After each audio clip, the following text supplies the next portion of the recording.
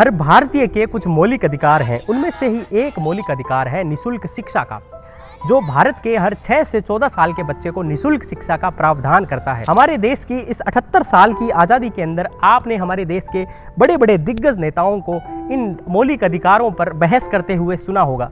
आपने social media पर आज के लोगों को इन मौलिक अधिकारों पर लंबे लंबे लेख लिखते हुए और रीट्वीट करते देखा होगा। लेकिन आज आपसे मेरा एक सवाल है कि ये जो शिक्षा का मौलिक अधिकार है, क्या ये हमारे समाज के हर तबके के हर बच्चे को असलियत में मिल पा रहा है? लीजिए मैं आपका सवाल और आसान कर देता हूँ। आपने अक्सर अपने आसपास के बस अड्डों पर, रेलवे स्टेशन पर, मंदिर और मस्जिदों पर ऐसे बच्चे देखे होंगे जो भीख मांगकर अपना गुजारा करते हैं।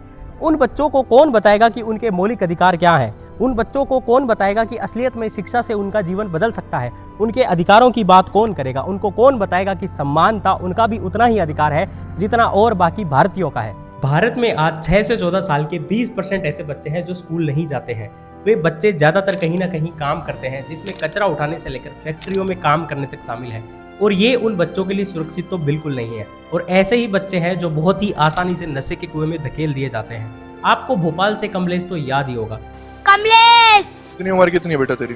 हमारी 13 साल। शुरुआत पहले हम पीते थे इससे बड़ी से ना सिगरेट से स्लोजन से ट्यूब फिर स्लोजन सीख गए। हर साल ऐसे हजारों बच्चे हैं जो हमारे देश के अंदर नशे के कुएं में गिर जाते हैं और आगे जाकर उनकी जिंदगी बद से बदतर हो जाती है। इन बच्चों को एजुकेशन से जोड़ना जटिल तो है ही, और अगर आसान होता तो सरकारी स्कूलें भी खूब हैं, बिल्कुल, तो वहाँ तक बच्चा जाके के पढ़ सकता था। लेकिन ये न तो सरकारी स्कूल तक जाते और ना ही इनके माता पिता हैं वो उनको पढ़ाई से कोई मतलब है। और इन बच्चों को शिक्षा की ओर ले जा रहे, जो कि ये मान लो शिक्षा के इर्द गिर्द ही नहीं थे। मैं इस वक्त राजस्थान के चूरू शहर के देपालसर रोड पर हूँ, जहाँ पर एक अनोखा स्कूल है जो झोपड़ियों के अंदर चलता है। यहाँ पर वो बच्चे हैं जो कभी सड़कों पर भीख मांगकर खाया करते थे। मुझे बोलते हुए भी बड़ा दुख हो रहा है कि इनके माता पिता को भी ये इतना नॉलेज नहीं था, उनको इतनी शिक्षा उनको भी नहीं मिल पाई कि वो अपने इन बच्चों को बता पाएं कि शिक्षा का हमारे जीवन में क्या महत्व है। ऐसी सिचुएशन के अंदर हमारे समाज से एक नाम निकल कर आया जिसका नाम है धर्मवीर जाखड़। धर्मवीर जी के पास इतने रिसोर्सेज नहीं थे कि वो बच्चों के लिए एक अच्छी स्कूल बना पाएं या इनके माता पिता को समझा पाएं कि इन बच्चों के लिए शिक्षा कितनी जरूरी है। इन बच्चों को शुरुआत में बहला फुसला कर इनको यहाँ पर ये स्कूल में लेकर आए और इनको समझाया धीरे धीरे कि शिक्षा का क्या महत्व है इनके जीवन में। और आज का मंजर अगर आपको मैं ये बताऊं तो ये बच्चे इतने समझदार हो चुके हैं कि इनको शिक्षा का मतलब समझ में आ चुका है। रोहित, यहाँ पर आने से पहले आप क्या करते थे? काम करता था मम्मी पापा के साथ। इससे पहले आप जब यहाँ पर नहीं आए थे तब आपने कभी सोचा था कि पढ़ना है या पढ़ाई से क्या हो सकता है? पता ही नहीं था, नॉलेज ही नहीं था, कुछ भी नॉलेज ही नहीं था। यहाँ पे अब आप कितना टाइम हो गया रोहित आए हुए? 3 साल। 3 साल हो गए। यहाँ पर आने के बाद आपको कुछ लगता है कि आपके जीवन में कुछ बदलाव हुआ है? हाँ। यहाँ पर कैसे आ गए आप बताओ? धर्मवीर सर लाए। धर्मवीर जी सर आपको कैसे लेकर आए? खेल रहे थे तब बिस्कुट दिला के लाए हमको। उस टाइम आप सोचते थे पढ़ाई के बारे में कभी? नहीं। अभी क्या सोचते हो पढ़ाई के बारे में? अभी सोचते हैं ना, पढ़ लिख के बड़ा बन जाए। क्या बनना है बड़ा? इंडियन आर्मी में जाना चाहते हैं। इंडियन आर्मी में। हाँ। शुरुआत तो क्या कार से आज से 9 साल पहले हुई थी ये, और 2-4 बच्चों को लेकर के शुरुआत की थी जिनके दोनों उनके बच्चों के माँ बाप नहीं थे, और पुलिस लाइन में अपने कमरे पर आए थे वो। कुछ रात की या रोटी मांगने के लिए आए थे कि भाई हमको खाना पीना है वो दो। तो उन्हीं को लेकर के मैं भी उस टाइम में टीचर की तैयारी कर रहा था, और उनको लेकर के मैं फिर मेरे मन में ख्याल आया कि क्यों ना इनको ही अपन थोड़ा पढ़ाना शुरू करें, क्योंकि उस टीचर की तैयारी कर रहा था और फिर तैयारी करते करते काफ़ी लंबा वक्त बीत गया था। तो फिर उनको लेकर के उनकी झुग्गियों में गए और वहाँ पर उनको बैठा करके पढ़ाना शुरू किया। शुरुआत में घंटे भर से शुरुआत हुई, धीरे धीरे फिर और भी खूब सारे वैसे बच्चे थे। फिर आसपास के और भी दूर से भी जो झुग्गी झोपड़ियाँ थी वहाँ से भी बच्चों को पता किया, तो वहाँ भी खूब सारे ऐसे बच्चे थे। तो धीरे धीरे करके इनको आज से 9 साल पहले ऐसे पढ़ाना शुरू किया था। ठीक है। उस टाइम आपके सामने सबसे बड़ी समस्या क्या आई? जब शुरुआत में जो बच्चे भीख मांग रहे थे, ऑब्वियस सी बात है उनके घर वालों को भी इतना नॉलेज नहीं होगी शिक्षा से कैसे उनका जीवन बदल सकता है। तो उस टाइम आपके सामने कई सारी समस्याएं होगी, उनके माता पिता को समझाना, उन बच्चों को समझाना। तो उसको आपने कैसे सोल्व किया, कैसे उनको देखो ये इन बच्चों को एजुकेशन से जोड़ना जटिल तो है ही, और अगर आसान होता तो सरकारी स्कूलें भी खूब हैं, बिल्कुल, तो वहाँ तक बच्चा जाके के पढ़ सकता था। लेकिन ये न तो सरकारी स्कूल तक जाते और ना ही इनके माता पिता हैं वो उनको पढ़ाई से कोई मतलब है। बच्चों को तो पता होना ही कहाँ था। तो ऐसी दशा में इन्होंने इनको पढ़ाई से जोड़ना। फिर एक और है कि इनकी झुग्गी झोंपड़ियों में नशा भी खूब है। तो जहाँ इतना नशा है, ज्ञानता है, शिक्षा से कोई भी पढ़ा लिखा नहीं है, उन बच्चों को जोड़ना निश्चित रूप से कठिन था। और फिर केवल जोड़ना हो, ऐसे पढ़ाना हो ले करके तो भी एक आसान है, चलो पढ़ा दें। लेकिन उसके साथ में उन बच्चों को जब आते हैं तो उनको खाना पीना भी उनकी व्यवस्था करनी पड़ती है, कॉपी पेन बैठने की सारी व्यवस्थाएं उनकी साथ में वो भी दुरुस्त करनी पड़ती हैं। हाँ कोई दिक्कत नहीं। तारो पहले नाम बताओ, क्या नाम है तारो? तारामणि नाम है तारो। कितना बच्चा पढ़े थारा? पाँच बच्चा पढ़े थे। अठी रहोगे? हाँ उरे हमें उरे दिन में तो उरे रात में 4-5 बजे घर से घर फिर अब घर बिना झुग्गी झोपड़ी बिना बिना या फिर किन ले रखे थे? अच्छा थारे घर रखे काम करे? टम्पू चलाओ। यूँ पहले थे सोचो कभी बच्चा ने पढ़ाने के बारे में? तो अटकियाँ आया मतलब थाने धर्मवीर जी बताओ फिर क्या अटकियाँ पूछ गया थे? बच्चा ने अटकियाँ पूछ गया भाई जी यहाँ मैं झुग्गा माता भाई जी। हाँ। भाई साहब हाँ। ये के बोलता कथा तावरण पढ़ो। ये भाई जी ना तावरण मत कभी पढ़े को नहीं स्कूल में गए को नहीं। जरा कथे पढ़ो मैं पढ़ाशा मैं पढ़ाशा थे घालो बच्चा ले भाई जी या चाल नहीं सितान का टेंथ सितान का बढ़ ले जाता मैं गाल देता तावरण जरा बढ़ या थोड़ा कहीं जाता कहीं कौन जाता कहीं जाता कौन जाता या थोड़ा भाई जी पर लालच दियो। कभी तेल देता, कभी मिर्ची देता, कभी हल्दी देता, कभी साबुन देता, कभी यहाँ देता। जना तावरा लालच बढ़ गया। बच्चा खातर भी करे। मैं यहाँ देखूँगा मेरे 2 बेटा तो छोड़ के भाग गया मैंने। जब मैं नौकरी कर रही हूँ, अब मैं नूली पांगली होगी तो भी कह बड़ी है अपने के लिए, आपको पेट तो भर रही है, बेटा तो छोड़ के भाग गया। पर मेरे तो बेटा से बढ़ गया भाई जी, बेटा से बढ़ गया। मेरे तो अब जी पड़ गया। क्यों क्या भूखा सामान रखा है धर्मवीर जी की औरत। हाँ और बेटा का सामान रखा है धर्मवीर जी। मान तो सर पता ही को नहीं हो हमारे टाबर भाई साहब ले गया पढ़ाना खातर। अच्छा पढ़ाना खातर ले गया। जब हम बोले कि आपके मम्मी पापा क्या करते हैं? जब मैं लड़की हैं बोली सर मेरे पापा तो वहाँ छोड़ के भाग गयो। अब मेरी मम्मी भीख मांग के बाड़े मान दो। मेरी मम्मी भीख मांगने गई। जब मेरी लड़की गई जगह आपकी मम्मी को शाम की जाके यहाँ के अकाल ना जाने सर आवेगा आपके घर पर। फिर मार्केट सोना बैठना है माची गुदड़े भी को नहीं आ। फिर भाई सर लिया के दिया भाई साहब मार खातर टेम्पू माल के लिया गुदड़ार का बार। फिर दूसरे दिन भाई साहब बोले कि जीवनी तू स्कूल में आ जाई कि तेरे बच्चा तन राशन देवांगा, तेरा बच्चा दवाई पानी भेज रहा और कठे भी ना जाओगी। मगर सर ठीक है मेरे तो 7 टब्बर है मैं पाल लूँगी थार कर। फिर छोटा बच्चा 4 बन स्कूल में भाई साहब को गाल देती। अब फिर 8 पढ़ा अरे बाई तानी शिकर पढ़ा 1 10वीं क्लास में होगी। फिर मैं तो कुछ कौन देखी।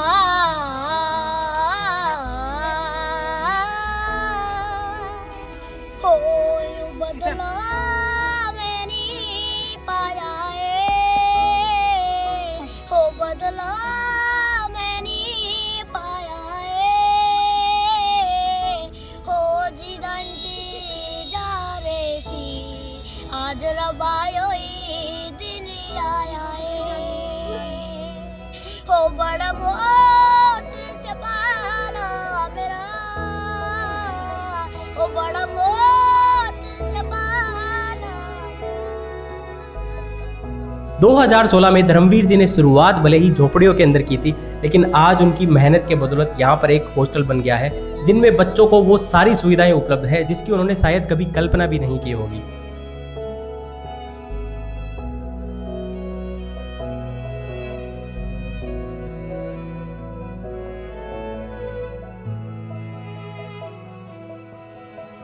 आपने हमारी शहरों की बड़ी बड़ी स्कूलों के महंगे महंगे आलीशान ऑफिस देखे होंगे। मैं आज आपको इस स्कूल का हेडमास्टर का ऑफिस दिखाता हूं जो इस झोंपड़ी के अंदर चलता है।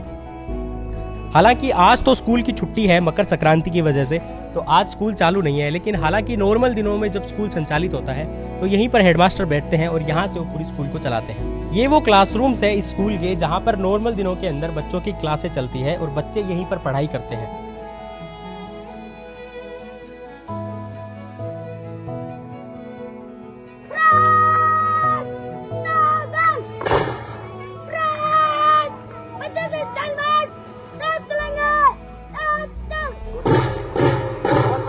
बहुत बढ़िया।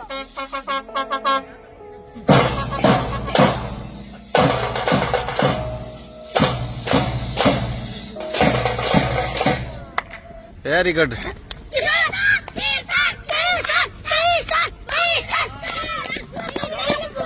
अरे ये दूर। लेकिन अपने साथ एक अच्छा ये परिणाम रहा कि अपने साथ आमजन का खूब शानदार सपोर्ट रहा और उस सपोर्ट से इन बच्चों के ज़रूरतें हैं वो धीरे धीरे करके सब पूर्ति भी होने लगी और बच्चों की संख्या भी खूब सारी जुड़ने लगी। और फिर जो आमजन का शानदार सपोर्ट हुआ तो फिर जितने भी यहाँ शहर में जो यूपी एमपी या अपने राजस्थान के किसी भी इलाके से जो बच्चे यहाँ जिनके माँ बाप कोई मांगने के लिए आया हुआ था, कोई मजदूरी करने के लिए आया हुआ था और अपने बच्चों को पढ़ाई नहीं रहा था, तो उन सबको अपने फिर जोड़ना शुरू कर दिया। या ड्रेस सब देता नहीं जन मन लाल पड़ गया मेरे टापरा सब चीज़ मिल रहा है जन मैं आपा भेज दिया टापरा के नहीं करता मेरा टापर अब पढ़ लिया कोई 8 हो गया कोई 9 क्लास में हो गया। किसी को लगा था तारा टाबर आज बढ़ रहे हैं मतलब हाँ यहाँ नॉर्मल सबका टाबर बढ़े या थारा टाबर आज बढ़ रहे हैं किसी को लग रहा था ना ये चीज़ बढ़िया लगा हर घर आ मतलब कि ये बात पर थान की क्या मतलब कि घर में बातचीत होगा कि भाई एक टाइम हो टाबर को मतलब सोचो ही कोई आज टाबर पढ़ रहे हैं अब टाबर हाँ कहीं सोचे तो कोई नहीं अब से पढ़ लिख लिया नहीं कहीं सोचे कोई नहीं भाई बाटा पढ़ सी कर ये मांगन खाना जाता नहीं जाता मांगन माई जदे 150 टाबरा पचा 300 गया अब घना 400 टाबर हो रहा है। माँ बाप अठावे बच्चा में पे बातचीत करा और बतावा हॉस्टल में रह टाबर बहुत खुश है मांगा माँ बाप तो और बच्चा ना अपना सही रखना पड़ा मुंडो भी तो ध्यान और भाजी तो शेडो ही काट दे टट्टी ठा दे भाजी को तो के तार थान मेरा सगड़ो काम कर दे भाजी तो धर्मवीर जी खुद सारो काम करते हाँ सगड़ो काम कर दे भाजी टाबर आवे ने जिकन भाजी नुला देवे शेडो साडो काट देवे बंग यहाँ कोई वो कोई मतलब वो कोई मैं घमंड वो हाँ घमंड आ रहा कोई पुलिस में ओ घमंड को नहीं।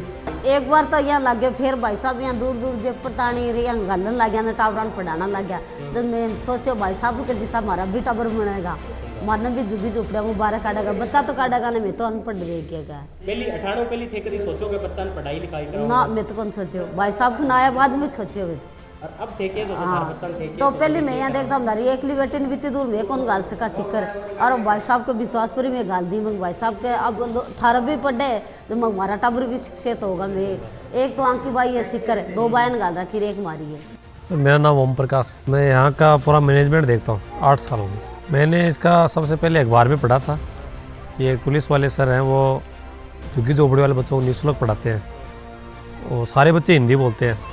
तो हम गांव से निकले हुए थे, गांव में कोई हिंदी बोलता नहीं था हमारे, तो मैंने यहाँ करके देखा और ऐसा लगा कि यार वाकई में ये बच्चे तो बहुत होशियार भी है। सबके घर वाले ये चाहते हैं कि हमारा बेटा बड़ी जगह पर काम करे, बिल्कुल बड़ा पैसा कमाए, मोटा पैसा कमाए, ये एक जनरल सिचुएशन है बिल्कुल अपने है। समाज में आजकल। तो आपके घर वाले आपको बोलते नहीं है बोलते हैं ना आप उनको क्या बोलते हो, क्या जवाब रहता है? मैं उनको ऐसे बोलता हूँ कि साथ में कुछ नहीं जाना है, सही बात। अच्छा करके अच्छा करेंगे ना वही रहना है।